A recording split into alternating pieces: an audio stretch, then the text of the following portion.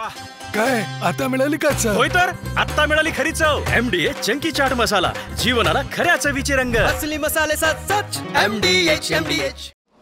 सर्वप्रथम जे आज पोलिसांचा बंदोबस्त जे माझ्या घराच्या समोर लागलेला होता आणि आता सध्या पण आहे, मी सर्व संघटना सर्व लोकांना हे सांगू इच्छितो की ज्यांना माझ्यासोबत चर्चा करायची आहे, एका चांगल्या रीतीने तुम्ही मला सांगा की काय तुम्हाला असं वाटतं की मी बिनबुडावाचा आरोप करत आहे. तुम्हाला जे डॉक्युमेंट्स पाहिजे मी तुम्हाला द्यायला तयार आहे आणि चर्चा करण्यासाठी मी तयार आहे. तुम्ही या किंवा मला बोलवा, मी येतो. कुठे सांगितलं तर येतो मी. आणि अशा प्रकारे पोस्टर्स छापणे आणि सोशल मीडियावर हे करणं की आम्ही शेण फेकणार आणि हे करणार ते करणार करके, हे मला असं वाटतं की योग्य नाही आहे. मी कागदपत्राच्या आधारावर जे काही बोललो तो बोललो. आपण कागदपत्राच्या आधारावर उत्तर द्या किंवा जे आपल्याला स्पष्टीकरण द्यायचे आहे कमीत कमी ते बोला तर सही.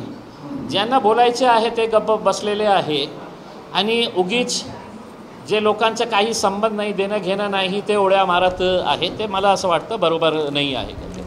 मी आपल्याला पहिलेही सांगितलं होतं की विट्सचं जेव्हा प्रकरण आलं होतं आणि त्याच्या अगोदर एक त्यांचं प्रायव्हेट मॅटर होतं, त्याच्या बाबतीत आम्हीही जास्त याच्या बाबतीत बोललो नाही, कारण ती मुलींनी आपली तक्रार परत घेतली होती. तर दुसऱ्या लोकांना त्याच्यामध्ये हस्तक्षेप करण्याचं काही कारण नाही होता आणि करायलाही नको. दुसरं जेव्हा विट्सचं प्रकरण आलं तर कशा प्रकारचे उत्तर त्याच्यामध्ये देण्यात येत होते की आम्ही 5 पार्टनर्स आहे, ते आत्तापर्यंत त्यांनी सांगितलं नाही की ते 5 पार्टनर्स कोण होते करके. आणि त्याच्यानंतर त्यांनी ते पण संपवलं. मग ते MIDCचं प्रकरण जेव्हा आलं 106 कोटी रुपयेचा, ते लँड कशा प्रकारे MIDCच्या अधिकाऱ्यांवर दबाव टाकून ते लँड आपल्यासाठी घेण्यात आला, हे सगळं आपण विटनेस होते जेव्हा आपण काल MIDC ऑफिसमध्ये गेलो होतो आणि अधिकाऱ्यांसोबत काही बंद दरवाजामध्ये आपण चर्चा नाही केली, सगळ्यांच्या समोर केली आपण. आणि तुम्हाला माहीत पडलं असेल की अधिकाऱ्यांकडे कोणत्याही प्रकारचा उत्तर नाही होता. आता अजून काही खूप सारे प्रकरण समोर आलेले आहे.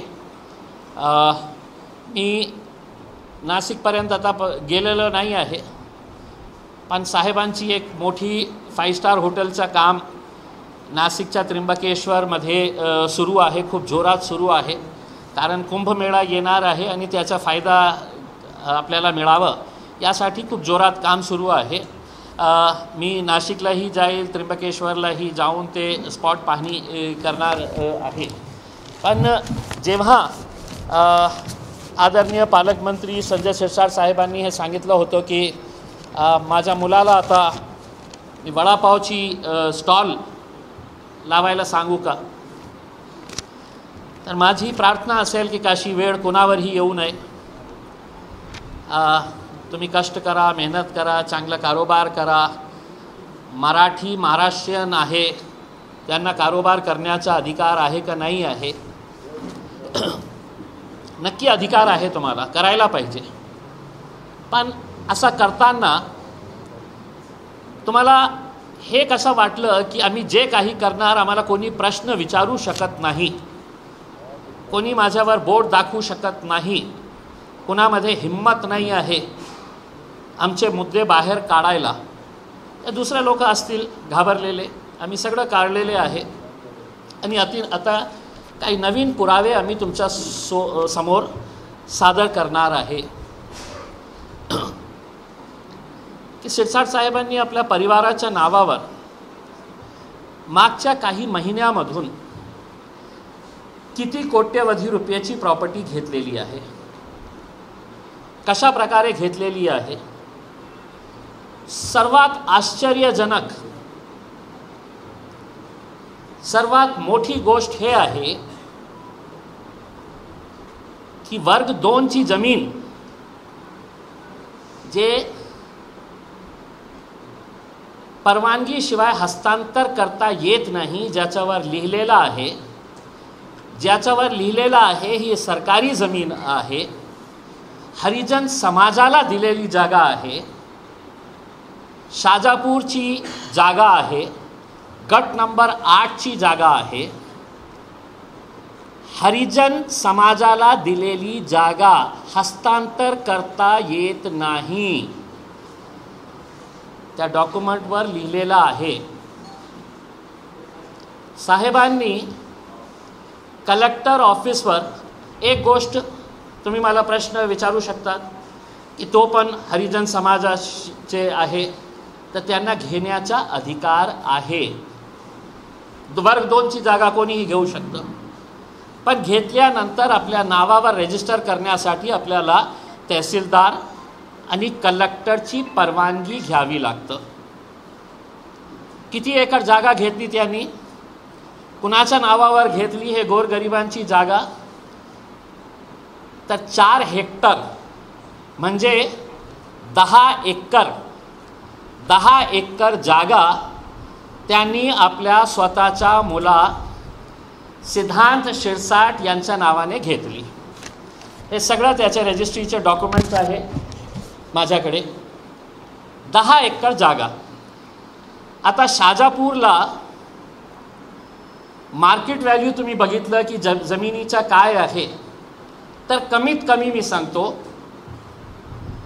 3 कोटी रुपये एकर. 3 कोटी रुपये एकर.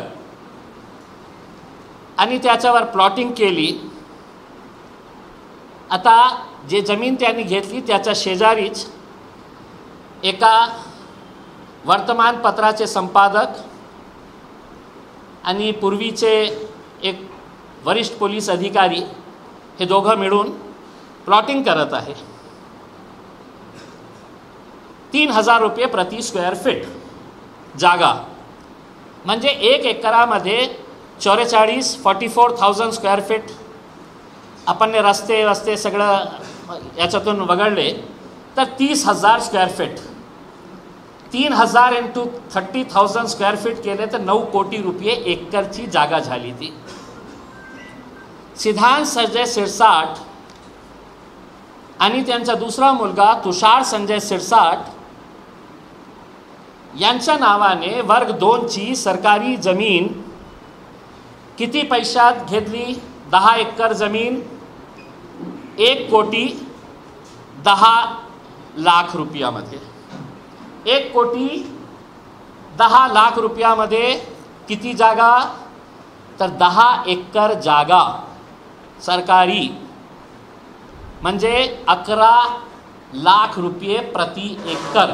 ज्या जमिनीचा मार्केट व्हॅल्यू 3 करोड रुपये आहे, पण ते सरकारी जमीन आहे, आपण त्याचा मार्केट व्हॅल्यूशी जोडू शकत नाही आहे. पण प्रश्न हे होतो की हे जमीन कुणाची आहे? तर ह्या जमिनीवर हे जेव्हा लिहिलेलं आहे की हे हरिजन समाजासाठी दिलेली जमीन, हरिजन समाजासाठी, हे सगळे रजिस्ट्रीचे डॉक्युमेंट्स आहे. याच्यामध्ये कोणी पार्टनर नाही आहे. याच्यासाठी बघा, शेत जमिनी 1,10,00,000, गट क्रमांक 8, क्षेत्र 4, लिहून घेणारा सिद्धांत संजय शिरसाट आणि दुसरा तुषार संजय शिरसाट, दोघं बंधू आणि आदरणीय पालकमंत्री यांचे सुपुत्र. आणि घेतले कोणाकडून? श्री लक्ष्मण भिका बनसोडे यांच्याकडून त्यांनी घेतली. ते लक्ष्मण भिका बनसोडे बहुतेक ते खूप गोरगरीब हरिजन समाजातला माणूस आपल्याला दिसतं. त्यांचा फोटो जे रजिस्ट्रीमध्ये आहे, त्यांची सिग्नेचर ज्या प्रकारे त्यांनी केलेली आहे ते बघून आपल्याला वाटतं की म्हणजे हे कशा प्रकारे हे केलेले आहे. आणि त्यांचं जे PR कार्ड आहे, आता या जमिनीच्या संदर्भात खूप इंटरेस्टिंग गोष्ट हे आहे, वर्ग 2ची जागा आहे. सक्षम प्राधिकरणाच्या पूर्व परवानगीशिवाय हस्तांतरास बंदी, इनाम व वतन जमिनी खासकर हरिजन म्हणून दिली.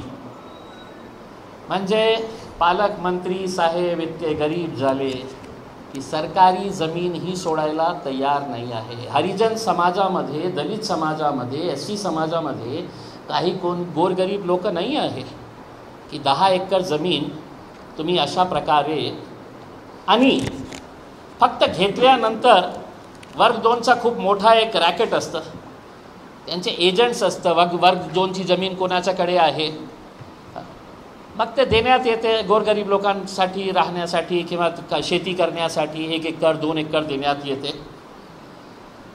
पण त्याच्यानंतर त्यांना ते जागा पाहिजे असेल तर तहसीलदारचं थंब लागतं, आणि दुसरं म्हणजे ते कलेक्टरची परवानगी लागतं.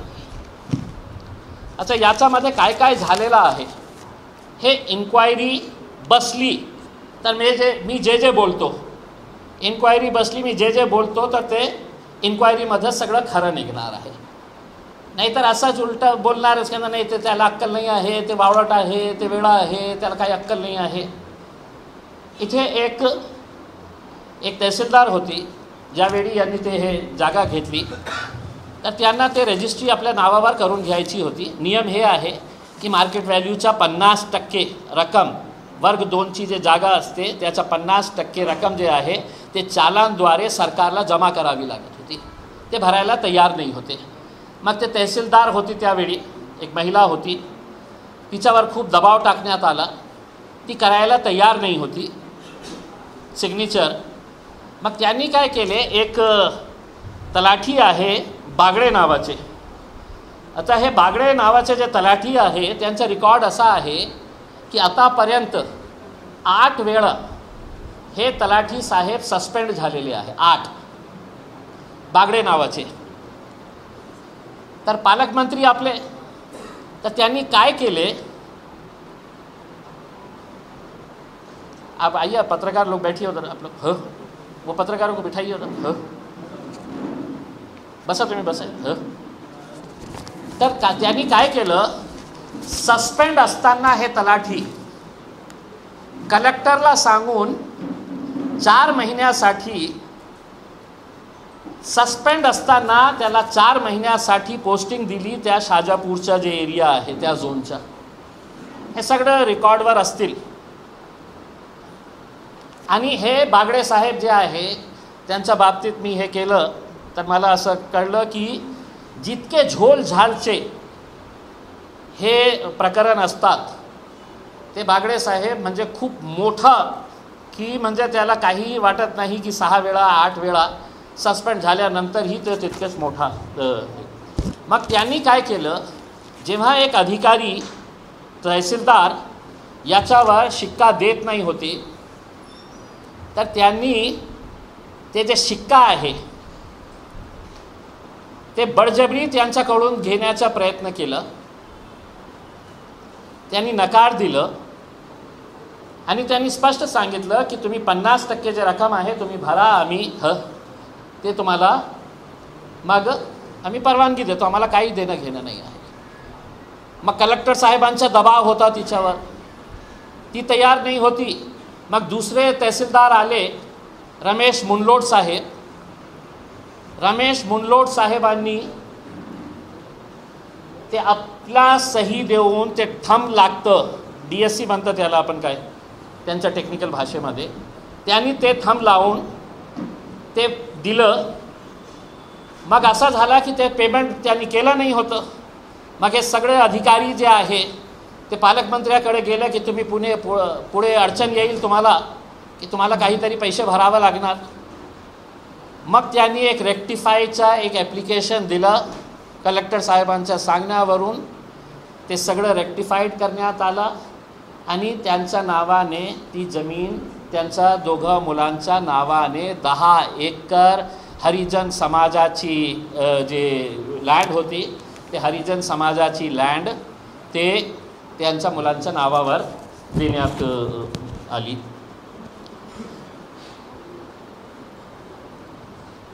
मला फक्त पालकमंत्री साहेबांना हे विचारायचं आहे की मागच्या काही दिवसापासून मी हे जातीचं आहे म्हणून हे सगळं करत आहे. मला त्यांना प्रश्न विचारायचा आहे की आपल्या जातीमध्ये गोरगरीब लोक नाही आहे का? मला कलेक्टरला हे प्रश्न विचारायचा आहे की केंद्र सरकारच्या आयुष हॉस्पिटलसाठी मी खासदार असताना वारंवार पत्र लिहिले होते की आम्हाला केंद्र सरकारने एक हॉस्पिटल सँक्शन केलेलं आहे आयुषच्या, त्याच्यासाठी जागा द्या, आणि जागा सरकारी उपलब्ध नाही असे सांगणारे कलेक्टर जेव्हा पालकमंत्री जागा मागतो तर सगळं नियम बाजूला ठेवून का कलेक्टरला असं वाटलं नाही की हे सरकारी जमीन आहे, आम्ही गोरगरिबांसाठी ठेवलेली आहे, हे जमीन तुम्हाला कशाला पाहिजे? कलेक्टरला बोलण्याची हिंमत कशी नाही होती? का ते त्याच्या समोर लोटांगण करत होते? हे थेट प्रश्न जेव्हा मी MIDCच्या अधिकाऱ्यांना विचारतो तेच थेट प्रश्न मी कलेक्टर साहेबांनाही विचारतो की कोणत्या आधारावर असे मोठे मोठे धन्नासेठांना, राजनीतीशी संबंध असणाऱ्या लोकांना तुम्ही हरिजन समाजाला जे जमिनीवर लिहिलेलं आहे की परवानगीशिवाय, इंग्रजीमध्ये म्हणतो क्विड प्रो क्यो, म्हणजे आपल्या स्वतःच्या साठी फायदा करून घेणं, ज्या कुर्सीवर बसलेले आहे त्या कुर्सीचा उपयोग करून कशा प्रकारे आपण हे हरिजन समाजाची, गोरगरीब लोकांची जमीन जे आहे लाटली, 1,10,00,000 रुपयेमध्ये तुम्ही 10 एकर घेतली, 11 लाख रुपये प्रति एकर प्रमाणे, जिथे आज मार्केट व्हॅल्यू जे आहे ते 3-3 कोटी रुपयेचं आहे. आता फक्त इथे थांबलेले नाही. प्रकरण क्रमांक 2, प्रकरण हे सगळ्यावर लिहिलेलं आहे, मला थोडीशी गडबड होईल म्हणून 1, 2, 3, 4 असं याच्यावर 2 लिहिलेलं आहे.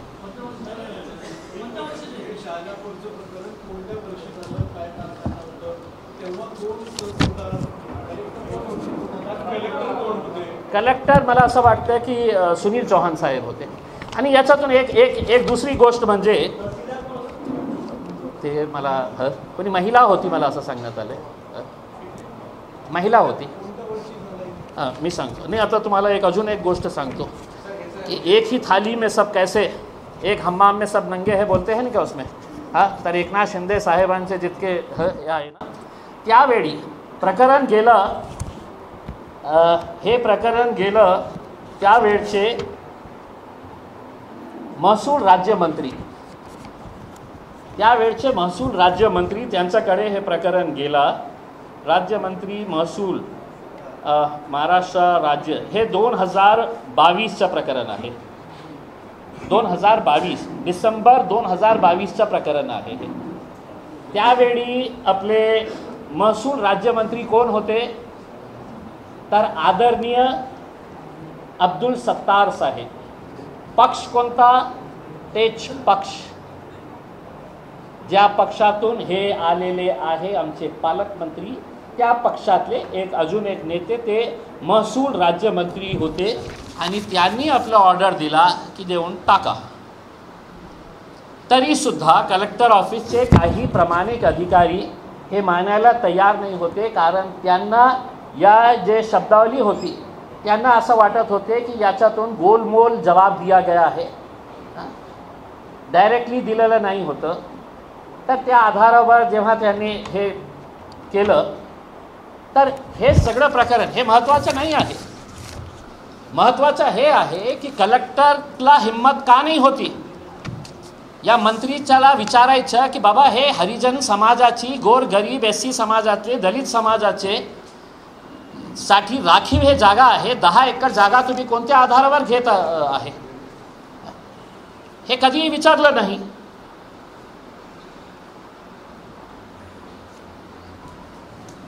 तर हे सगळे डॉक्युमेंट्स ज्यांना पाहिजे सगळे डॉक्युमेंट्स, रजिस्ट्रीचे डॉक्युमेंट्स आहे, त्यांचे फोटो पण आहे दोघं मुलांचे. म्हणजे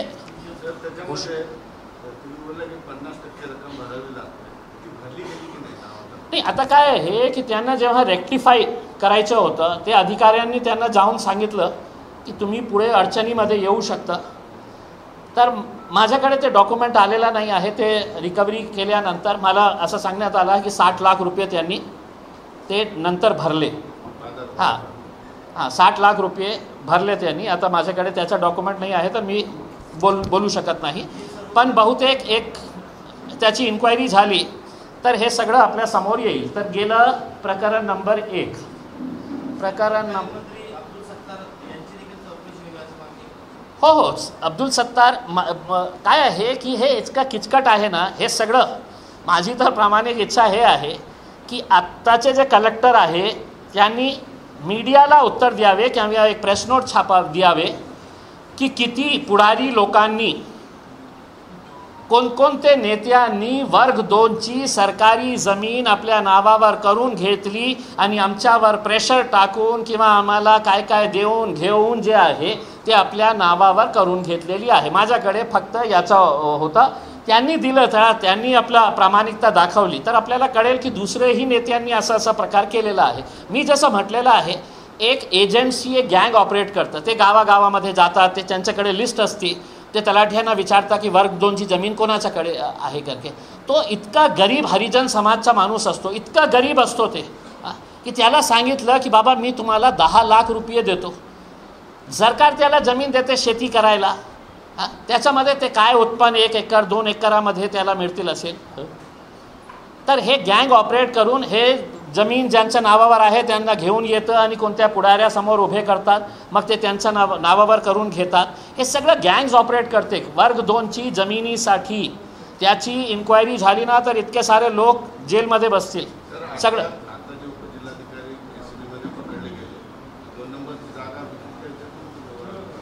हां म्हणजे काय आहे की एक गोष्ट आहे की तुम्ही कितीही सांगा मला, कितीही हे बोलण्याचा प्रयत्न करा की हे ॲडिशनल कलेक्टर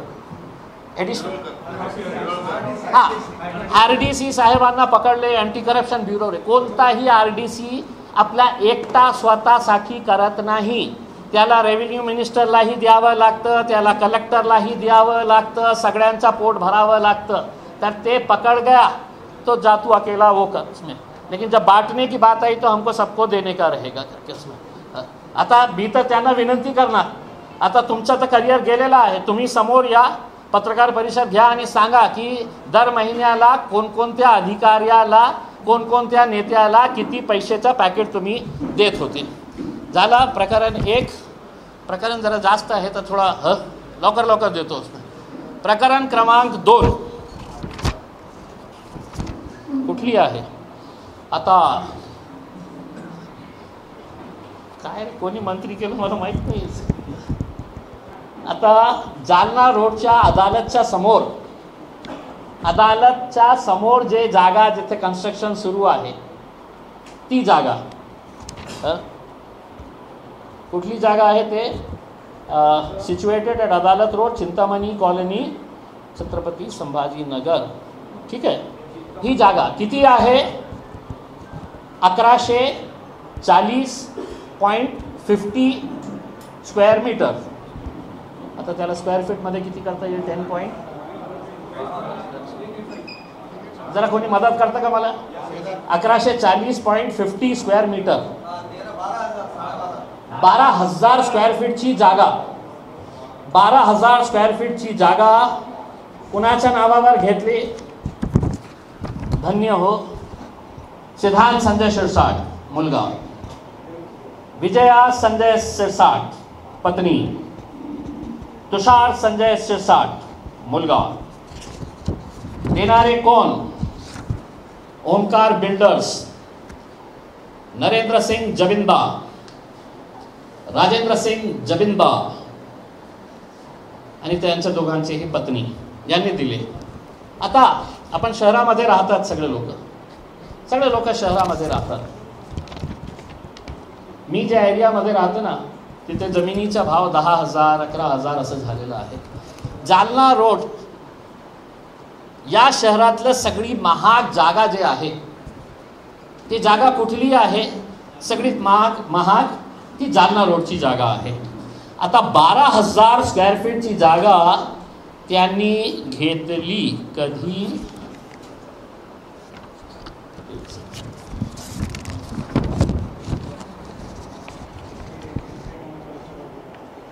त्यांनी 13 जानेवारी 2025ला त्यांनी 12,000 स्क्वेअर फीटची जागा घेतली.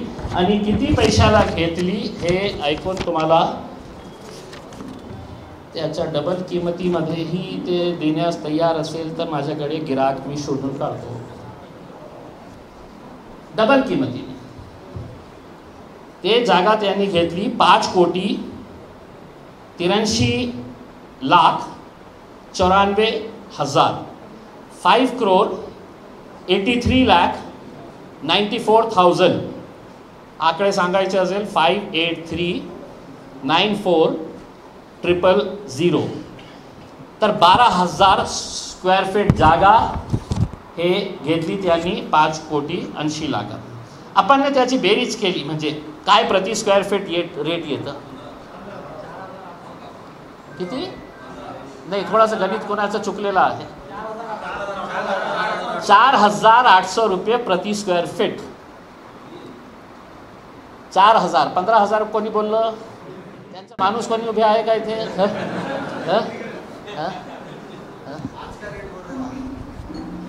हा आजचा रेट 15,000 रुपये नक्की असेल. नक्की 15,000 20,000 पेक्षा रेट कमी नाही आहे. तर ठीक आहे. त्यांनी कलेक्टरला सांगितलं असेल की बाबा त्याचं व्हॅल्युएशन करून द्या. त्यांनी व्हॅल्युएशन करून दिले असेल 5,83,00,000 2 मुले 1 पत्नी. ठीक आहे. जानेवारी 2025 12,000 स्क्वेअर फीट. तिसरं प्रकरण नंबर 3.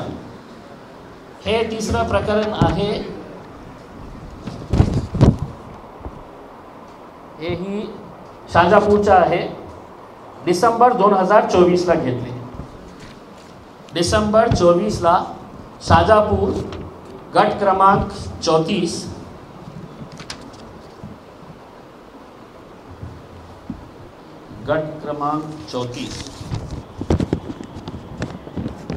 शाजापूरला गट क्रमांक 34 2 एकर 2 गुंठा 2 एकर 2 गुंठा सगळे पैसे दिलेले आहे बाबा. कितीला घेतले 1,50,00,000 रुपये 1,50,00,000 रुपीज 2 एकर 2 गुंठा जागा घेतली. कुणाच्या नावावर घेतली. देणारे अहमद सिद्दीकी. घेणारे सिद्धांत संजय शिरसाट मुलगा. कशाला वडापावचं टाकायचं जरा. बहुतेक हे आपल्या समाजासाठी काही करणार असेल त्याच्यामध्ये. तर हे जागा त्यांनी 1 कोटी. आता इंटरेस्टिंग गोष्ट त्याच गटमध्ये गट नंबर 34 मध्ये त्याच गटमध्ये गट नंबर 34 मध्ये त्यांनी अजून 2 एकर 2 गुंठे जागा घेतली. त्याच गटमध्ये गट नंबर 34 मध्ये हे घेतली किती पैशामध्ये तर 50 लाखामध्ये. त्याच गटमध्ये शेजारची जमीन तितकी जमीन एका माणसाकडून 1.5 कोटीमध्ये दुसऱ्या धन्ना सेठाकडून 50 लाख रुपये घेतले. देणारा कोण तर संजय प्रेमराज मंत्री. संजय प्रेमराज मंत्री देणारा. घेणारा कोण मला उत्तर देण्याची आवश्यकता. सिद्धांत संजय शिरसाट. घेणारा 2024. आता मागच्या 3-4 महिन्याची गोष्ट बोलतो मी. आता त्याच गटमध्ये अजून त्यांनी घेतली जागा. ती होती सप्टेंबर 2024ला. सप्टेंबर 2024ला 2 एकर 16 गुंठे जागा 2 एकर 16 गुंठे जागा त्यांनी घेतली. किती पैशामध्ये तर 60 लाख रुपयेमध्ये. 60 लाख मध्ये 2 एकर. वल्लभ देणारा कोण वल्लभ नंदलाल बागला. घेणारे कोण विजया संजय शिरसाट. आता हे सगळे प्रकरण मी आपल्याला सांगितलेले आहे. याचा व्यतिरिक्त आता हे जे 34 नंबर आहे त्या 34 नंबरच्या जागेवर खूप जोराने काम सुरू आहे. तिथे एक मोठी होटल उभारण्याचं काम सध्या सुरू आहे गट नंबर 34 मध्ये. त्याचे व्हिडिओ सगळं काढलेले आहे. मी शोएब भाईला म्हणणार की ते व्हिडिओ आणि फोटोग्राफ सगळं मीडियाला पाठव. आणि याच्यासाठी मला काही गावाचे लोकांनी मला फोन करून सांगितले की त्यांनी सगळे डिटेल्स मला पाठवलेले आहे की कशा प्रकारे 3 गावातून मुरम जे आहे ते काढण्यात येत आहे आणि ती जागा लेवल करण्यासाठी ते सगळे मुरम जे आहे कुठल्याही प्रकारची लॉयल्टी न भरता ते ट्रक्स 24 तास ते मुरम काढण्याचं काम करत आहे आणि ते शिरसाट साहेबांच्या या जागेवर ते मुरम टाकण्याचं काम करत आहे. त्यांनी मला ते गावाचे नावही दिलेले आहे. वडगाव बजाजनगर येथील पाजळ तलावातील खोलीकरणाच्या नावावर. आता हे बघा, सगळं मशिनरीला पालकमंत्र्याला खुश करायचं आहे, नाही तर ते खोलांमध्ये टाकतील. तर खोली करण्याच्या नावावर मुरुम उचलू लागले. कसाबखेडा, तिसगाव, धरमपूर येथील लाखो टन मुरुम चोरून घेतलेल्या जमिनीवर टाकू लागले. हे मी स्वतः त्याचा व्हिडिओ पण काढून आणलेला आहे. मला माहित नाही कुठून आणत होते, पण त्याच्या कसाबखेडा, वडगाव, कसाबखेडा, तिसगाव, धरमपूर 3 गावातून हे खोली करण्याच्या नावावर ते सगळं मुरुम चोरून आणत आहे. आता प्रश्न हे आपल्याला येतो की ठीक आहे, कोणताही माणूसने बिझनेस करावा त्याच्या बाबतीत काही आक्षेप नाही आहे, पण कमीत कमी हे सांगायला पाहिजे की विट्स हॉटेल 64 कोटी, 106 कोटी MIDCचा आणि मग हे सगळे लँडचे स्वतः आपल्या नावावर करून घेतले. त्याच्या या 3-4 पैकी जे प्रकरण आहे, तुम्ही किती लँड घेतले ते वेगळी गोष्ट आहे, पण तुम्ही आपल्या स्वतःच्या मुलाच्या नावावर जेव्हा गरीब हरिजन समाजाची जमीन तुम्ही लाटत आहे आणि कलेक्टर त्याला परवानगी देत आहे, तर जितकं चोरी हे करत आहे तितकं चोरी हे कलेक्टर सुद्धा करत आहे. किती लोकांनी अर्ज केलेले आहे की आम्हाला अर्धा एकर 2 एकर जागा द्या, गरीब समाजाचे, SC समाजातले. आणि हे SC समाजातले काही भामटे लोक माझ्या विरोधात आता उभे आहे की माझ्या घरावर हे टाकणार आहे. तुमचं आयुष्य असंच जाणार आहे. जिंदाबाद मुर्दाबाद करून 5,000 रुपये दिले की काय आपलं लोटांगण करायचं. हे तुमची जमीन आहे, गोरगरिबांची जमीन आहे, हे यांनी घेतलेली आहे. याच्या बाबतीत का एक मोठी इन्क्वायरी कमिटी एस्टॅब्लिश करायला पाहिजे का नको करायला पाहिजे.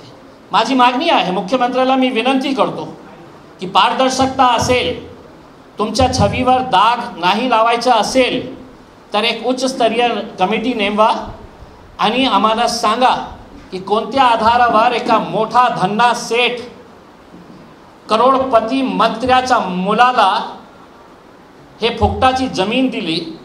सरकारी जमीन जे हरिजन समाजाची होती त्याच्या कोणत्या आधारावर दिलेले आहे, तुम्ही याची इन्क्वायरी लावा. तुम्ही 5 स्टार हॉटेल इतकं सोपी गोष्ट आहे. मग काय इन्कम टॅक्स गप बसलेली आहे, काय एन्फोर्समेंट डायरेक्टोरेट याच्यावर कारवाई करत नाही आहे. CBI आहे, अँटी करप्शन ब्युरो जे आहे त्यांनीही पुढाकार घ्यायला पाहिजे आणि विचारायला पाहिजे की इतकं प्रकरण तुमच्याकडे आलेले, हे आमच्याकडे आलेले आहे, याच्या बाबतीत काय करत आहे करके. पण दुर्दैव आहे की आज जे महाराष्ट्रामध्ये जे चाललेलं आहे, माझी प्रामाणिक इच्छा हे आहे की आपल्याला याच्यातून बाहेर पडायचं असेल तर जसा मी पत्रकारांसमोर येतो, सगळं पुरावे देतो, एक शब्द ही पुराव्याच्या व्यतिरिक्त मी बोललो नाही कोणत्याही प्रकरणामध्ये, तर आदरणीय संजय शिरसाट साहेबांनी स्वतः मीडियाला बोलवा आणि जे जे प्रश्न मी उपस्थित केलेले आहे त्याच्या बाबतीत उत्तर द्या. आपण काल MIDC ऑफिसमध्ये उपस्थित होते. याच्यातून आपल्याला सगळ्यांना स्पष्ट झालं असेल की कशा प्रकारे सर्व नियमांचा उल्लंघन करण्यात आलेला आहे. आणि दुसरा एक प्रश्न, विपक्षमध्ये राहताना काँग्रेस याच्यामध्ये का गप्प बसलेली आहे? राष्ट्रवादी काँग्रेसचे मोठे नेते याच्या बाबतीत का बोलत नाही आहे? आणि शिवसेना उद्धव ठाकरे ज्या प्रकारे विट्सच्या प्रकरणामध्ये किंवा त्या मुलीच्या संबंधाच्या बाबतीत जे बोलत होते, या प्रकरणामध्ये ते का गप्प बसलेले आहे? याचा अर्थ आम्ही हे काढणार का की जशा प्रकारे हे त्यांनी सरकारी जमीन लाटलेली आहे, आपल्या नेत्यांनीही तशा प्रकारे केलं असेल की ते पण बाहेर येईल म्हणून गप्प बसलेले आहे. माझी अपेक्षा आहे की याच्या बाबतीत गांभीर्याने लोकांनी विचार करावा आणि एक सखोल चौकशी याच्या बाबतीत होण्याची गरज आहे.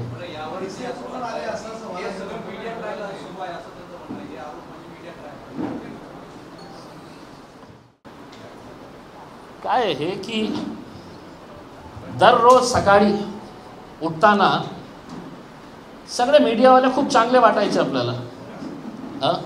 या सकाळी जगभरात काय चाललेलं आहे, डोनाल्ड ट्रम्प पासून ते सिरिया, इस्रायल, फलस्तीन याच्या सगळ्याच्या बाबतीत बोलणारा माणूस, ज्ञानी माणूस जेव्हा आपल्यावर वेळ आली तर गप्प बसलेला आहे आणि उलटा मीडियाला प्रश्न विचारतो.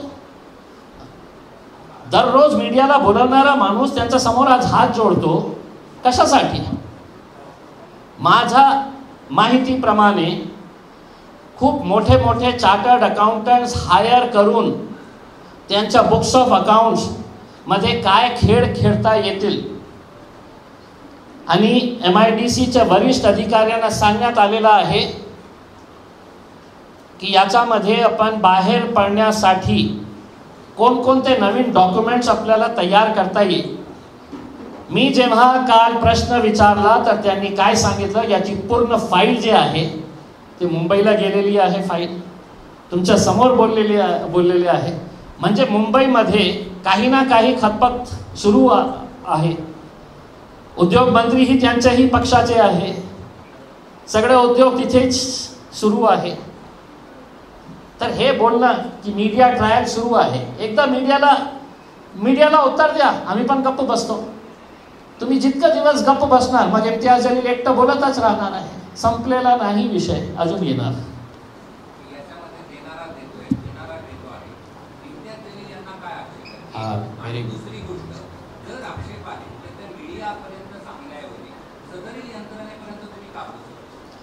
नाही काय आहे की तुम्ही चांगला प्रश्न विचारला की मी आपल्याला काय सांगितलं होतं की मुद्दे संपलेले नाही आहे.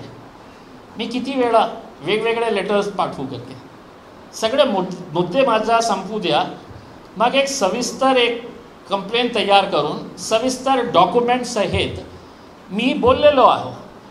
एक आज महाराष्ट्रामध्ये मुख्यमंत्री देवेंद्र फडणवीस साहेबांच्या प्रामाणिकताची परीक्षा आहे की ते खऱ्या अर्थाने किती प्रामाणिक आहे, किती निष्ठावंत आहे आणि किती ते भ्रष्टाचाराच्या विरोधात आहे.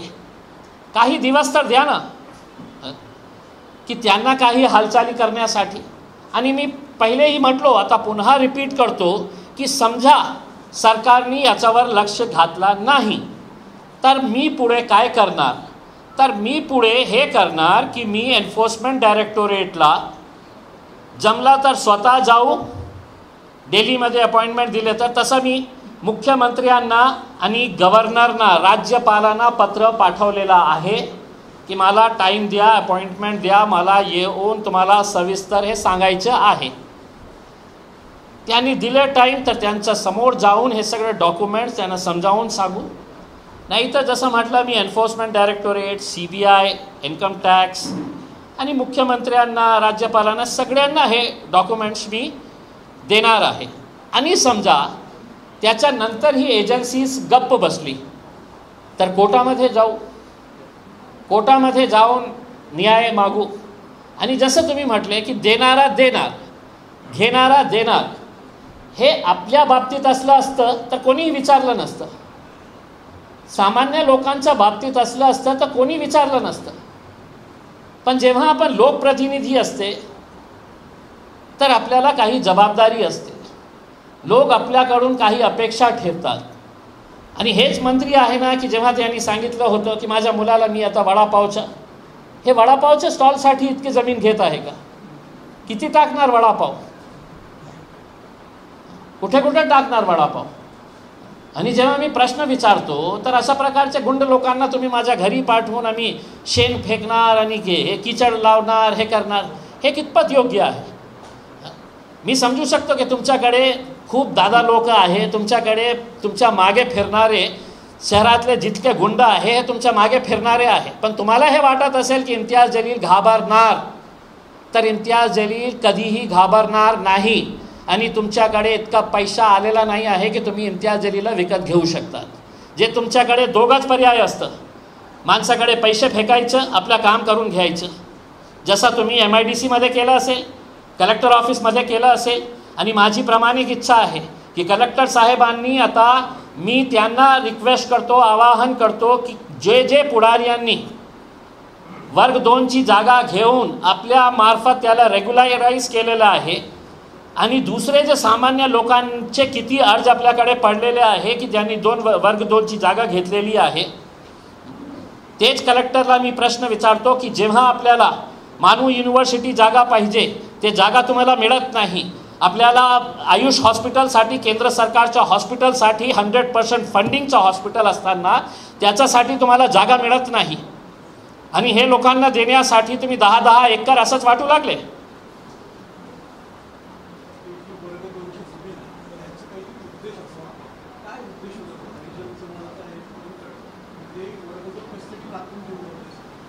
नाही, हे वर्ग 2ची जागा हरिजन, हो, ते मला जितकी माहिती मिळाली, मी खरं सांगायचं तर जमिनीच्या बाबतीत खूप जास्त मला कळतं नाही. पण मागच्या 2 दिवसामध्ये मी खूप सारे अधिकाऱ्यांशी बोललो, तहसीलदारांशी बोललो, तलाठ्यांशी बोललो, जे माझे ओळखीचे होते. समजून घेतलं मी की जे गोरगरीब लोक असते त्यांना, जे भूमिहीन असते त्यांच्यासाठी हे नसतं, तर त्यांना जागा देण्याचा अधिकार हे कलेक्टरला असतं. थोडासा शेती करण्यासाठी 1 एकर कोणाला देण्यात येते, 2 एकर कोणाला देण्यात येते, हे असा प्रयोग असतात. पण हे यांनी कशासाठी घेतलेलं आहे याचं उत्तर त्यांनीच द्यावं. की मला माहीत नाही आहे की ते कोणता उद्धार करणार होते आपल्या समाजाचा, की आपल्या नावाने, आपल्या मुलाच्या नावाने जमीन घेऊन तुम्ही काय करणार होते, याचं उत्तर माझ्यापेक्षा त्यांनी सांगावे. कितनी मर्तबा करूँ अब मैं, क्या पैर गिर जाऊँ उनके सामने? नहीं, मुख्यमंत्री को मैंने बोल दिया हूँ. मैं देखिए कुछ दिनों के बाद मुख्यमंत्री साहब को ऐसा एक अच्छा चश्मा बना के मैं बाज़ाब्ता उसको पैक करके है तो मुख्यमंत्री साहब को गिफ्ट करूँगा कि हो सकता है कि आपकी आंखें जो देखना चाह रही है वो नहीं देख पा रही है करके उसमें.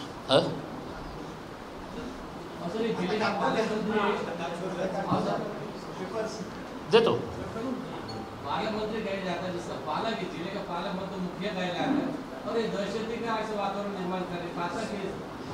नहीं, देखिए ठीक है, उनका अंदाज होगा उसके अंदर. काय असतं की नेता जसं असतं ना त्याचा फॉलोवर्स ही तसा प्रकारचे असतात. तर हे दारू पिऊन धिंगाणा करणारे आज माझ्या घराच्या समोर, आता खरं सांगायचं असेल की शिरसाट साहेबांनी त्यांना 5,000 रुपये दिलं असेल की बाबा जा इम्तियाज जलीलच्या घरासमोर जाऊन तू असं तुम्ही असं नारेबाजी करा, हे करा करके. मी त्यांना 5,100 रुपये दिले असते, 100 रुपये जास्त, तर बहुतेक तर माझ्या घरापासून गेले असते आणि शिरसाट साहेबांच्या समोर. तर हे पैसे घेऊन नाचणारे खूप लोक आहेत, त्यांना काही जास्त महत्त्व देण्याची आवश्यकता नाही. आता हे प्रश्न विटच्या वेळी काय उत्तर होता साहेबांचा की 5 पार्टनर्स आहे, 2-2, 3-3 कोटी रुपये जमा करणार होते आणि बाकी बँकवाले जे आहे माझ्या दाराला येऊन ते लोन देतात करके. आता 106 कोटी रुपयेचा प्रकल्प, त्याच्यामध्ये 26 कोटी रुपये आम्ही आमच्या खिशातून देणार, कुठून आणणार? आणि हे सगळे जे लँड्स घेतलेले आहेत त्याचे सगळे पैसे दिलेले आहे, मोठे मोठे लँड्स. आणि मला कळत नाही आहे की असे कोण लोक आहे की ज्यांना 50 लाखमध्ये शाजापूरमध्ये ते मंत्री आणि बागलाला मी विचारतो की बाबा तू 50 लाखमध्ये दिलं ना, मला 1 कोटी रुपयामध्ये देतं का? तुला 1.5 कोटी रुपयाचे मी ग्राहक शोधून देतो. हे मंत्र्यांनाच कशा असे लोक मिळतात की इतके कमी भावामध्ये ते हे देतात? तर पैसे कुठून आले याचंही आणि लवकरात लवकर सांगितलं तर तुम्हाला प्रामाणिकता दिसेल. नाहीतर मला माहित आहे की कोणकोणत्या चार्टर्ड अकाउंटंट्सला हायर करण्यात आलेलं आहे हे सगळं हिशोब बराबर फिट करण्यासाठी. आगे आगे देखा है होता है क्या अभी.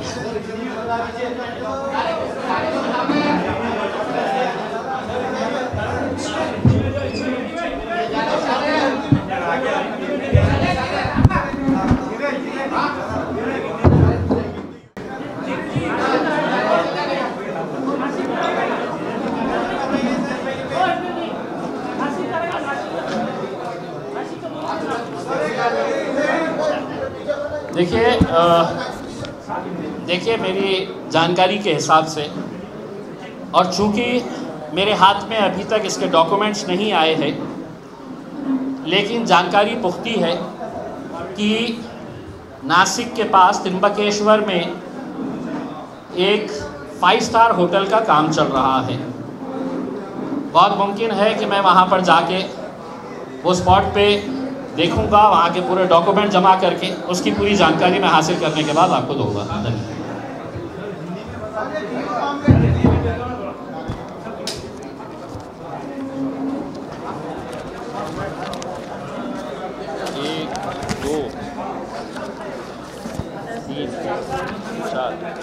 अच्छा, याच्यामध्ये कोणकोणते डॉक्युमेंट्स आपल्याला पाहिजे हे आपण ठरवून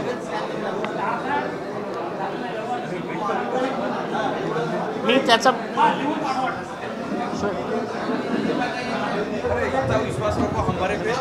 नहीं स्कैन करने के लिए जरा ये तो इसको स्कैन करके दे दीजिए पूरा. हाँ, 1 सेकंड.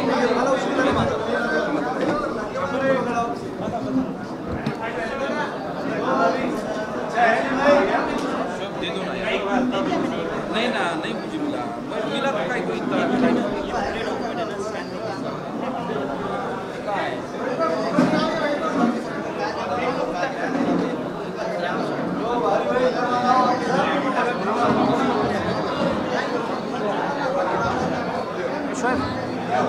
ये इतना भी दे दिया.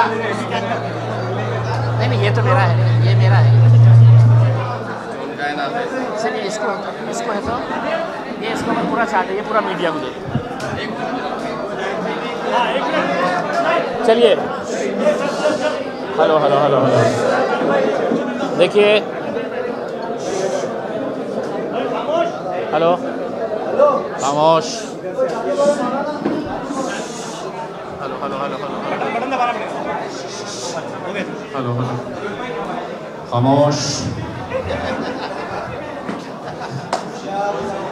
चलिए देखिए, पिछले कुछ दिन पहले आपने देखा था कि संजय सिरसाट साहब के परिवार के एक सदस्य का मामला किसी लड़की के साथ आया. हमने उसके ऊपर बहुत ज़्यादा उसको फॉलो नहीं किया क्योंकि उनका एक पारिवारिक मामला था, निजी मामला था. उसके बाद ज़रा खामोश बैठ जाए प्लीज़. उसके बाद जो है विट्स होटल का मामला सामने आया और उस विट्स होटल के मामले के अंदर उन्होंने जब सफाई दी तो उन्होंने ये कहा कि 5 हमारे ये है पार्टनर्स हैं और वो 2-3 करोड़ रुपए जमा करके वो होटल लेने वाले थे और बाकी जो है वो लोन लेने वाले थे करके. ठीक है, वो भी हम मान लेते हैं. उसके बाद MIDC का शेंद्रा के लैंड का मामला सामने आया जिसके अंदर एक ट्रक टर्मिनस की लैंड को किस तरीके से डी रिज़र्व करके बिना कोई प्रोसीजर फॉलो किए हुए ये पूरा का पूरा लैंड जो है 5 एकड़ के करीब का लैंड, 2,20,000 स्क्वायर फीट का लैंड जो है वो सिरसाट साहब के परिवार के सदस्यों को पूरे नियमों का उल्लंघन करके उनके हाथ में दे दिया गया. 6.5 करोड़ रुपए की वो लैंड थी. 106 करोड़ रुपए की वहाँ पर अल्कोहल की फैक्ट्री वो एस्टेब्लिश करने वाले थे. इसके बाद अब नए मामले सामने आए हैं. उसमें सबसे गंभीर मामला एक ये है कि शाहजहाँपुर के पास गट नंबर 8 में 4 हेक्टर यानी कि 10 एकड़ ज़मीन जो है ये सरकारी ज़मीन है। ये सरकारच्या परवानगी शिवाय हस्तांतर करता येत नाही। ये इसका ट्रांसफ़र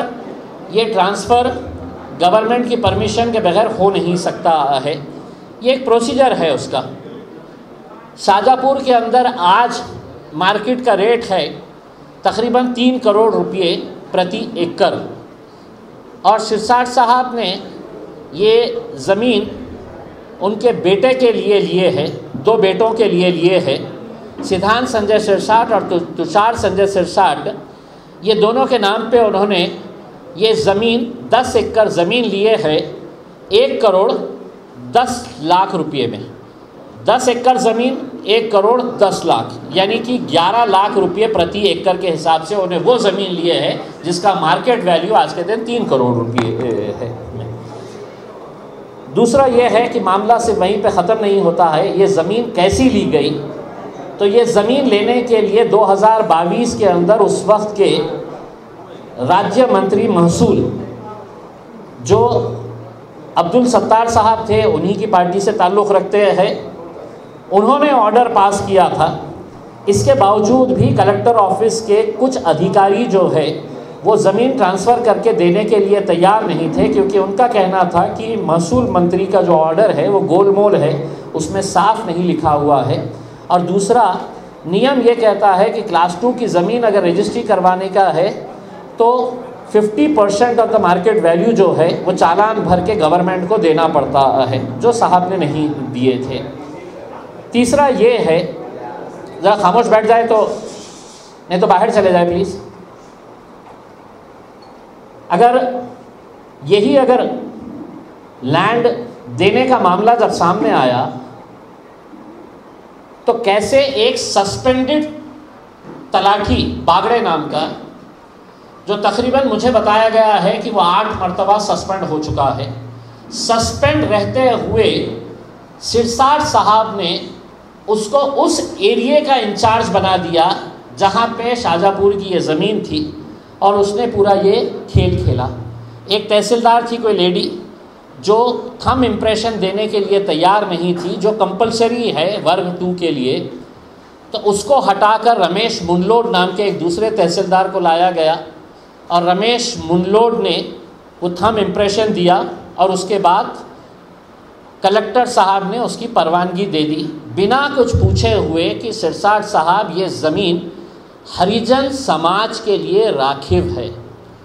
हरिजन समाज से सिरसाट साहब भी आते होंगे, लेकिन उस समाज के जो गरीब लोग हैं, शायद कितने लोगों ने कलेक्टर के पास निवेदन दिया है कि ये ज़मीन हमें दी जाए, और सरकार देती है वो लोगों को जो भूमिहीन है, जिनके पास ज़मीन नहीं है, जिनके पास छत नहीं है रहने के लिए, तो 1 एकड़ 2 एकड़ खेती करने के लिए देती है। मेरा सवाल ये है कि संजय सिरसाट साहब का बेटा ऐसा कौन सा गरीब है कि जिसको ये सरकारी ज़मीन मंत्री साहब पालक मंत्री रहते हुए अपने बेटे को फ़ायदा पहुंचाने के लिए कलेक्टर ऑफिस के ऊपर दबाव डालकर ये रजिस्ट्री करवाए। तो जितने दोषी संजय सिरसाट साहब अपने पद का दुरुपयोग करने के लिए है, उतना ही दोषी वो कलेक्टर और वो तहसीलदार है जिन्होंने इस बेईमानी के काम को अंजाम दिया। ज़मीन ख़त्म नहीं हुई और चाहिए था, तो वही शाहजहाँपुर के गट नंबर 34 में इन्होंने तकरीबन 7 एकड़ जगह लिए, 2-2 एकड़ 2 गुंठे 2 एकड़ 8-6 गुंठे ऐसा करके 3 अलग अलग पार्टी से लिए। एक ही गट की ज़मीन, एक गट की ज़मीन 2 एकड़ तो कितने में लिए? 1.5 करोड़ में, 1 करोड़ 50 लाख। उसी गट की बाजू की ज़मीन 2 एकड़ कितने में लिए? तो 50 लाख रुपए में लिए। तीसरी ज़मीन उसी गट में उसी के बाजू 2 एकड़ कितने में लिए? तो 60 लाख रुपए में लिए। तो ये मामले पूरे पैसा दिया जा चुका है, अब और चाहिए ज़मीन। वड़े पाव के स्टॉल अगर अलग अलग जगह पे लगाना है तो और ज़मीन चाहिए, शहर में भी चाहिए। तो अदालत रोड के सामने की ज़मीन जबिंदा बिल्डर्स से ख़रीदी गई। अब खूबसूरती देखिएगा कि औरंगाबाद शहर की सबसे महंगी ज़मीन, सबसे महंगी किसी इलाके की ज़मीन कोई है तो वो जालना रोड की ज़मीन है। कोर्ट के सामने, एग्जैक्टली डिस्ट्रिक्ट कोर्ट के सामने, अदालत के सामने ज़मीन का रेट क्या है? 12,000 स्क्वायर फिट ज़मीन ख़रीदी गई। कितने में? तो महज 5.5 करोड़ रुपये में। यानी कि प्रति स्क्वायर फिट वो ज़मीन की कीमत आ रही है 4,800 रुपये के करीब, कुछ 4,800 रुपये। तो क्या 4,800 रुपये का रेट है वहाँ पे? मैं अगर कोई बेचना चाह रहा होगा तो मैं 10,000 और 12,000 के भी गिराक उनको दिला सकता हूँ वहाँ पे। ये सब सस्ती ज़मीनें हैं तो मंत्री जी को क्यों मिल रही है, दूसरों को क्यों नहीं मिल रही है? अब हमारा ये सवाल है कि ये पैसा इतना आ कहाँ से रहा है, कौन दे रहा है? मेरी जानकारी के हिसाब से कल जब हम MIDC गए और मैंने अधिकारियों को कहा कि आप वो फाइल मंगाइए तो हमें भी समझ में आएगा, तो मुझे बताया गया कि संजय सिरसाट के ताल्लुक से शेंद्रा की उस ज़मीन की पूरी फाइलें जो है वो हेड ऑफिस में मंगा ली गई है करके। यानी कि सारा खेल जो है वो अब MIDC हेड ऑफिस के अंदर खेला जा रहा है कि किस तरह से अपने आदरणीय मंत्री को बचाया जा सके करके। हम सवाल सिर्फ यही कर रहे हैं कि इतना पैसा ये मंत्री जी के पास आया कहाँ से? दूसरा सवाल ये कि आप हर रोज़ नींद में से उठे कि आपका चेहरा देखना पड़ता था टीवी पे, और आप दुनिया के हर मुद्दों के ऊपर बात करते हैं। आप इतने ज्ञानी हैं कि सीरिया से लेके, लेबनान से लेके, इजराइल से लेके, फ़लस्तीन से लेके, डोनाल्ड ट्रंप और एलोन मस्क के बारे में भी आप ज्ञान देते हैं हर रोज़ बैठ के। किसी के ऊपर इतना सा कोई आरोप आ गया तो चीख चीख के, चिल्ला चिल्ला के है तो आप उसका गिरबान पकड़ लेते हैं। आपके ऊपर हम इतने गंभीर सवाल आपके बारे में हमने मीडिया के सामने रखे, तो क्या मजबूरी है आपकी कि आप इसका जवाब नहीं दे पा रहे हैं? जवाब इसलिए नहीं दे पा रहे हैं कि बड़े बड़े चार्टर्ड अकाउंटेंट्स को हायर करके इन्होंने अपने बुक्स ऑफ अकाउंट जितने भी हैं उसको किस तरीक़े से तालमेल बिठाया जाए ताकि इन मुद्दों का जवाब हम कुछ ना कुछ हिसाब करके दे सके। MIDC के अधिकारियों के ऊपर ये जोर डाला जा रहा है कि MIDC के अधिकारियों ने इस पूरे शेंद्रा के लैंड के प्रकरण के अंदर उन्हें कैसा बाहर निकालना है, क्या डॉक्यूमेंट्स तैयार करना है, बम्बई के हेड ऑफिस के अंदर ये काम किया जा रहा है। मेरा आदरणीय संजय सिरसाट साहब से एक ही कहना है, जब भी आप जैसे नेताओं के ऊपर कोई सवाल खड़े होते हैं तो आप दो हथकंडे अपनाते हैं। एक तो अपने पैसे की अकड़ से पैसा फेंक कर सामने वाले को ख़रीदने की कोशिश करते हैं, और दूसरा आप उसे डराने, धमकाने और एजेंसीज़ का सहारा लेकर उसे कहीं ना कहीं उसकी ज़बान बंद करवाने की कोशिश करते हैं। मैं संजय सिरसाट साहब से अदबन गुजारिश करते हुए कहना चाहूँगा कि आपके दोनों भी हथकंडे मेरे लिए काम नहीं आने वाले हैं। ना आप आपके गुंडों को मेरे पास भेजने की कोशिश करिएगा, ना आप मुझे ख़रीदने के बारे में आपके जहन से अगर कोई बात होगी तो वो निकाल दीजिएगा। ये जो मेरे घर के सामने पुलिस आके बैठ गई है, बताया जा रहा है कि जालना से कुछ आ रहे हैं मेरे घर के सामने, मैं उन लोगों से पूछना चाह रहा हूँ कि आंदोलन किसके घर के सामने होना चाहिए, मेरे घर के सामने या उसके घर के सामने? लेकिन कल मुझे बताया गया है कि कुछ ब्लैकमेलर्स जिनका काम ही ये धंधे करना है, वो मेरे घर के सामने आके कुछ कीचड़ फेंकेंगे, कुछ गोबर फेंकेंगे, जिनके जहर गोबरों से भरे हैं, जिनके दिमाग में सिर्फ गोबर ही गोबर है, उन्हें कोई अकल की बात समझ में नहीं आती है।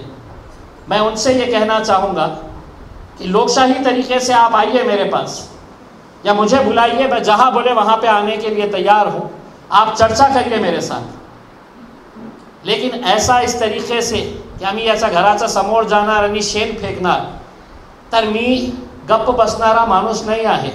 आणि हे धमकी जे आहे ना ते दुसरं कोणाला द्या, मला हे धमकीचा काही फरक पड़त नहीं। हे डोळ्या तुमचा दिमाग में अगर होगा कुछ गोबर के अलावा तो अच्छी तरीके से समझ के ले लेना। तो ये डराने धमकाने वाली बात जो है वो अपने हद तक रखिएगा। कोई पढ़ा लिखा समझदार, ये गुंडे मवालियाँ और उसके लिए पुलिस का इतना फौज फाटा, उठा के लेके आइए पुलिस ने, देखिएगा इनका बैकग्राउंड क्या है करके, ट्रैक रिकॉर्ड क्या है। यही संजय सिरसाट।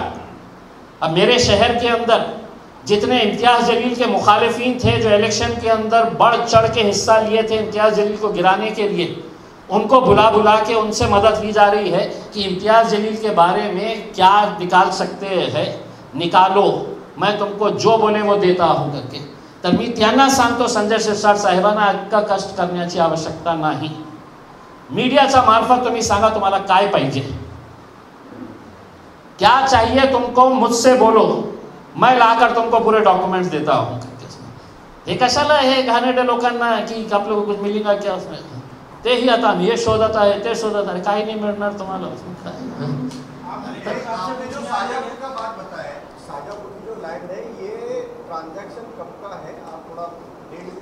देखिए शाजापुर की जो लैंड है ये 2022 के अंदर दिसंबर 2022 के अंदर, वो पेपर देना, दिसंबर 2022 के अंदर ये मामला सामने आया था। शाजापुर जनवरी 2023 का ये मामला है जो गट नंबर 8 का है, जो हरिजन समाज की ज़मीनें थी। और बाकी जो 3 ज़मीनें हैं जो शाजापुर गट के अंदर ही आते हैं वो तो अभी 2025 और एक ज़मीन दिसंबर 2024, तो अभी पिछले 4-6 महीने के अंदर ही ये पूरा मामला हुआ है। मेरे हिसाब से अगर हमने आंकड़े अगर निकाले तो आपको समझ में आ जाएगा कि ये इतने पीरियड के अंदर ये जो ज़मीनों का खेल खेला गया है। इसके अलावा जो जानकारी मुझे मिली है वो नासिक के पास त्रिंबकेश्वर के अंदर साहब की एक 5 स्टार होटल का बहुत ज़ोरों से 24 घंटे काम किया जा रहा है। मेरे पास उसके डॉक्यूमेंट्स अभी तक आए नहीं है। मैं ख़ुद त्रिंबकेश्वर जाके वहाँ पर उस ज़मीन का मायना करूँगा, इंस्पेक्ट करूँगा। और जानकारी ये है कि वहाँ पर एक 5 स्टार होटल साहब बना रहे हैं करके, वो होटल उनकी रहेगी और होटल के सामने वड़ा पाव जो है वो उनके कार्यकर्ता वहाँ पे जो उनके आगे पीछे घूम के जिंदाबाद मुर्दाबाद के नारे लगाने वाले हैं। 5 स्टार होटल के अंदर वो जाएंगे और उनके कार्यकर्ता जितने भी हैं वो सामने की वड़ा पाव के अंदर वहाँ पे उसी के अंदर खुश रहेंगे। देखिए मैंने तो आपको पहले भी कहा कि डायरेक्ट नहीं करेंगे, अभी कुछ दिन इंतज़ार करेंगे कि हुकूमत की ईमानदारी का इम्तिहान लेंगे कि कितने ईमानदार है ये अपने भाषणों में जब ईमानदारी का दर्स देते हैं, बहुत ईमानदारी की बातें करते हैं, भ्रष्टाचार के ख़िलाफ़ बातें करते हैं, तो इनका इम्तिहान है। हम देखेंगे कि मुख्यमंत्री देवेंद्र फडणवीस साहब सही मानों में जो भाषण में बोलते हैं वो करते हैं क्या। तो हम उनसे उम्मीद लगाएंगे कि कुछ इंक्वायरी करे करके उसमें, और अगर नहीं करते हैं तो फिर कुछ दिन इंतज़ार करके पूरे डॉक्यूमेंट सहित enforcement directorate, CBI, income tax, मैंने ऑलरेडी मुख्यमंत्री और गवर्नर साहब को पत्र भेज चुका हूँ कि आप हमें अपॉइंटमेंट दीजिएगा, हम आके आपको आपके मंत्री क्या क्या काम कारनामे अंजाम दे रहे हैं वो दिखाना चाहते हैं। और अगर समझ लीजिएगा नहीं करते हैं कुछ तो फिर उसके बाद enforcement directorate, CBI, anti corruption wing और इनकम टैक्स, इनके सबको है तो डॉक्यूमेंट्स के साथ है तो ये सब पहुँचाया जाएगा। और इसके बावजूद भी अगर कुछ नहीं होता है तो कोई एक अच्छे वकील से अनुरोध करूँगा कि आप सामने आए, हमारा साथ दें और हम अदालत के अंदर भी जाने की फिर तैयारी रखेंगे। देखिए इसके अंदर आंदोलन क्या करें हम समझ में नहीं आ रहा है। हम तो कुछ दिन की बात आपने कही, will give some time to the government. Yes, कितना समय है, कोई टाइम है? देखिए मैंने आपको यही कहा था कि मुद्दे पूरे ख़त्म नहीं हुए हैं। अगर मैं मुद्दा सिर्फ एक ही रहता कि MIDC की लैंड का, तो शायद अभी तक हम गवर्नमेंट को पूरा दे दिए होते। लेकिन अगर पूरी पुस्तक बनाकर शिकायत की किताब ही भेजने का है तो उसके लिए थोड़ा सा इंतज़ार, पूरे डॉक्यूमेंट्स के साथ अगर देने का है। आज संजय सिरसाट साहब इस वजह से जवाब नहीं दे पा रहे हैं कि इम्तियाज़ जलील ने पूरा एक एक डॉक्यूमेंट अपने पास जमा करके रखा हुआ है, इस वजह से वो दे नहीं पा रहे हैं उसमें। तो मैं कोई ऐसा कच्चा काम नहीं खेलना चाह रहा हूँ कि कल है तो मुझसे पूछा जाए कि ये तो आपने गलत दिए हैं करके। हम पूरी तरीके से, हमारे पास डॉक्यूमेंट्स आ जाते हैं, पूरे इश्यूज़ उनके ख़त्म हो जाते हैं, उसके बाद 100% जो है हम ज़्यादा दिन नहीं, क्योंकि हमको भी मालूम है कि ये मुद्दा हट गया तो फिर कोई दूसरा मुद्दे के ऊपर चले जाते हैं करके, उसमें ये मुद्दे को हम रखेंगे।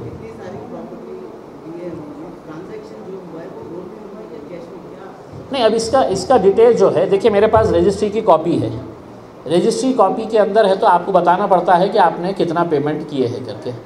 तो इन्होंने पूरा वाइट का जितना भी पेमेंट था, ये यूको बैंक से इन्होंने पूरे पेमेंट्स 5.5 करोड़ रुपये वहाँ का, फिर 6.5 करोड़ रुपये MIDC का, जालना रोड का 5.5 करोड़ रुपये, फिर 1.5 करोड़ रुपये शाजापुर का, 60 करोड़ रुपये शाजापुर का, 60 लाख रुपये शाजापुर का, फिर तीसरी लैंड 50 लाख रुपये शाजापुर की। और अभी अगर नासिक का त्रिंबकेश्वर का मिल गया तो एक 5 स्टार होटल भी आने वाली है अपने लिए।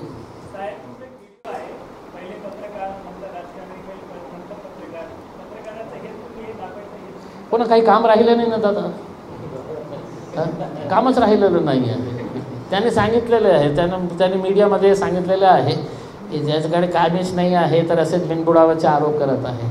बहुतेक काही काम होतं हातात असलं असतं तर बहुतेक इतकं सखोलमध्ये गेलं नसतं।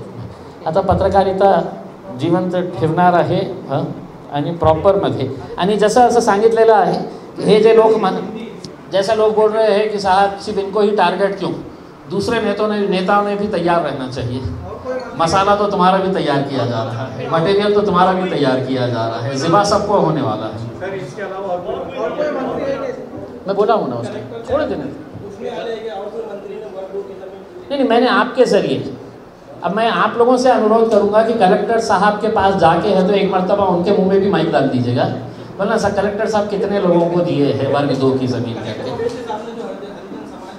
देखिए हरिजन समाज के लोग मेरे ख्याल से आज तकरीबन 1.5-2 महीना हो रहा है, 2 महीने।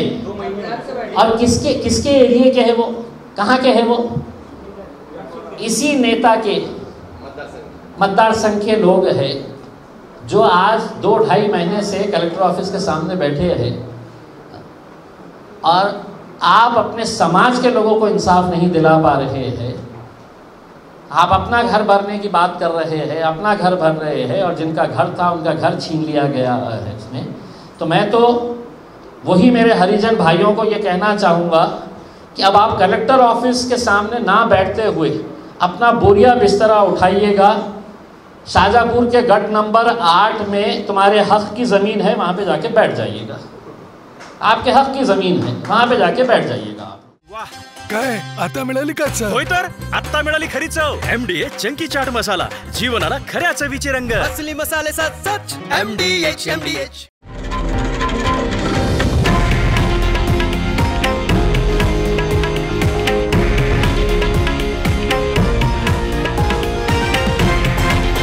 हे आहे देशातील नंबर 1 न्यूज नेटवर्क आणि आपण पाहत आहात TV9 मराठी, एकमेव।